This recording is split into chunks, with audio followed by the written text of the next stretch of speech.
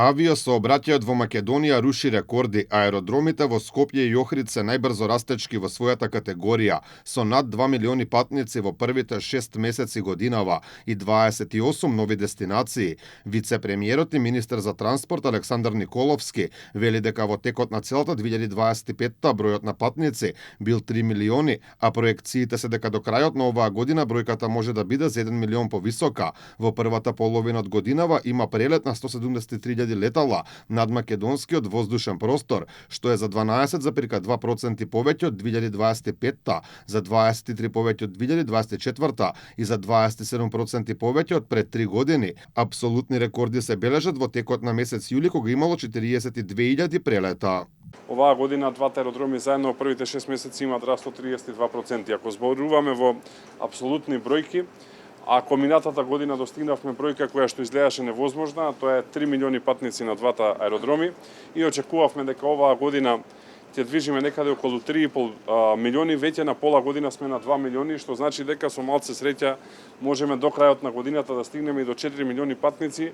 Ако тоа не се случи во 2026 година, тоа сигурно во 2027 година ќе стигнеме до 4 милиони патници. Ваквите позитивни бројки во авиосообраќајот со себе носат и неопходна модернизација на контролата за безбедност, поради што целосно пуштен во употреба е новиот АТМ систем на МНАВ, што е од исклучително значење за повисоко ниво на безбедност, сигурност и ефикасност за справувањето со предизвиците во воздушниот простор. Со новиот ATM систем пред се ја стабилизираме МНАВ како давател на услуги во воздухопловната навигација и обезбедуваме повисоко ниво на сигурност, континуитет во давање на услугите, а ова е особено важно во период кога воздушниот сообраќај низ македонскиот воздушен простор бележи енормен пораст. Николовски потсети дека овој систем е поврзан со скандали кои ги остави владата на СДСМ и ДУИ, но со новото раководство на МНАВ, со добра координација, системот после долги години конечно инсталиран и ставен во функција. Ова е систем кој што има своја долга историја, се сеќавате на големите скандали од минатото, од претходната влада на СДСМ и на ДУИ.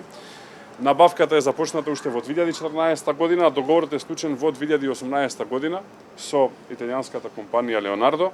Од 2018 до 2024 година нема никакви активности, со тоа се позанимава истражните органи во изминатиот период и со изборот на новото раководство на МНАВ почна интензивна работа, со што еве денес сведочиме на ставање во целосна функција на ATM системот. Во текот на септември или октомври ќе биде целосно ставен во функција и новиот радар со што македонското небо ќе има највисок систем на контрола и безбедност.